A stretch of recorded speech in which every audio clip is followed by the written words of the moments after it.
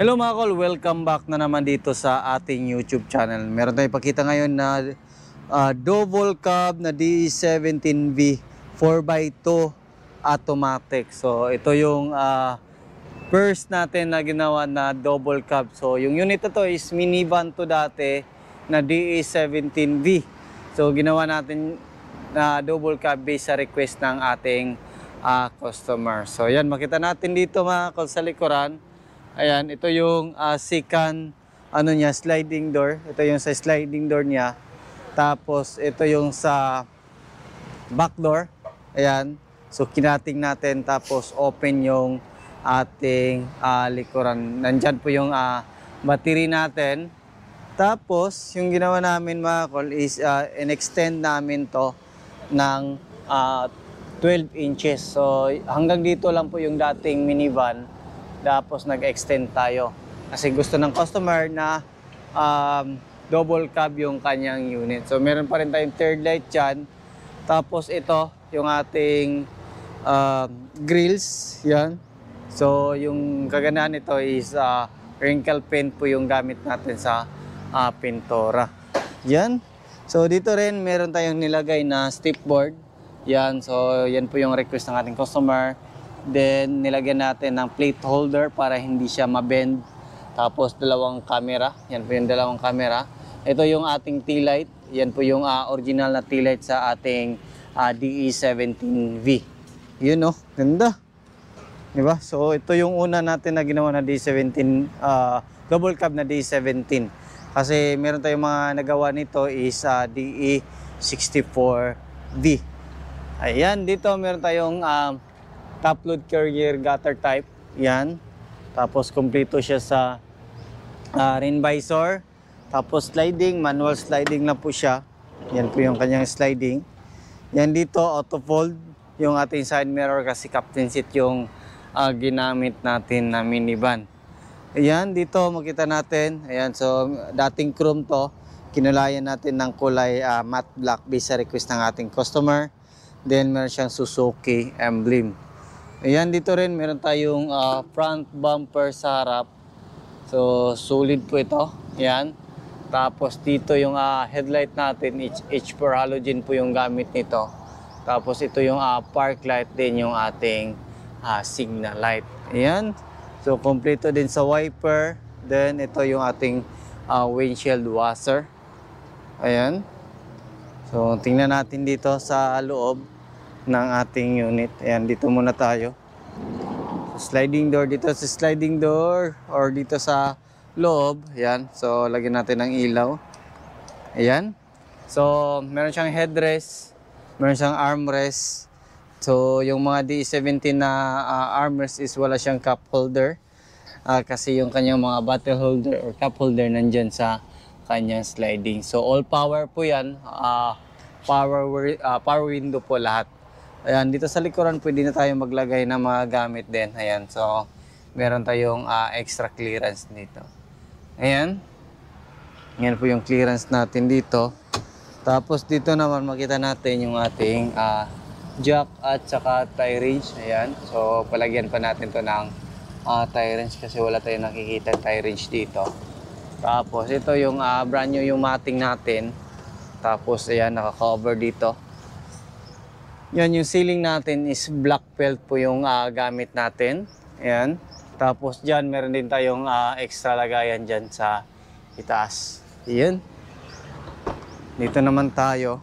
Yan, all power. So, power window yung natin. Yan, kita natin. Ayan.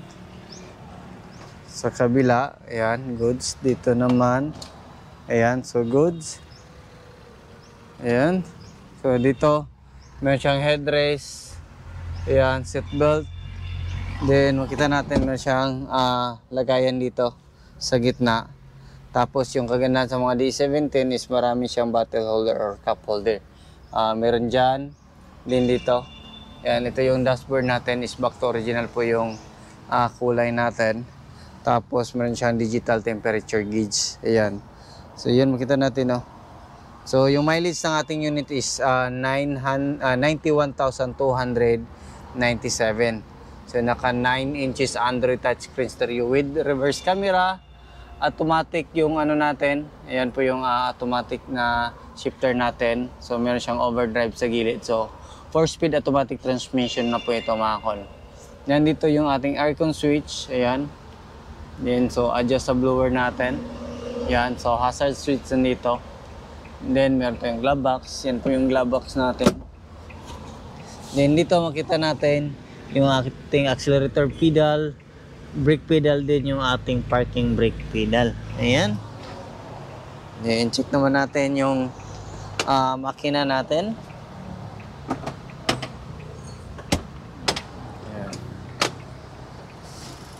Ayan. So ito yung makina natin. So yung makina natin is RO6A engine VVT. So ito yung mga unit na tipid sa gas. So 12 valve, all aluminum engine. Then naka VVT. So makita natin ito yung VVT solenoid natin. Ito yung common rail natin. So tatlong injector, isa, dalawa, tatlo. Tapos yung ignition coil natin nandito. At saka yung ating spark plug nandyan. Then dito yung ating kung saan tayo mag-refill ng ating engine oil. Ayan o. Ayan. So try natin RPM.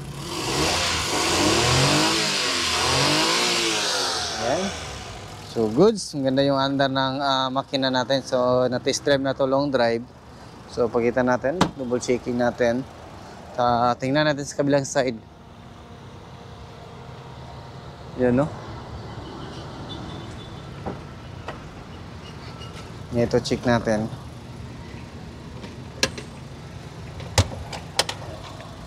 Ayan.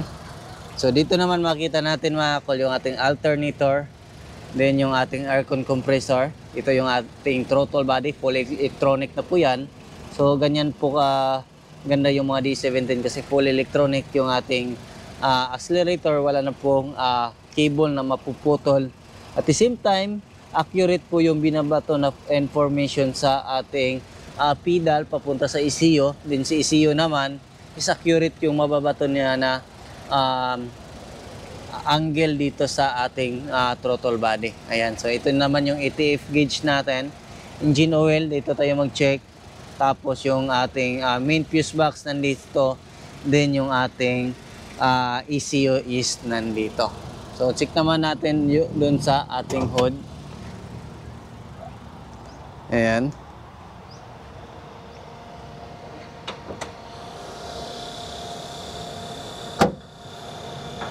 So dito sa hood natin, makita natin yung ating coolant reservoir. So ganitong coolant reservoir mga kol, ibig sabihin is latest.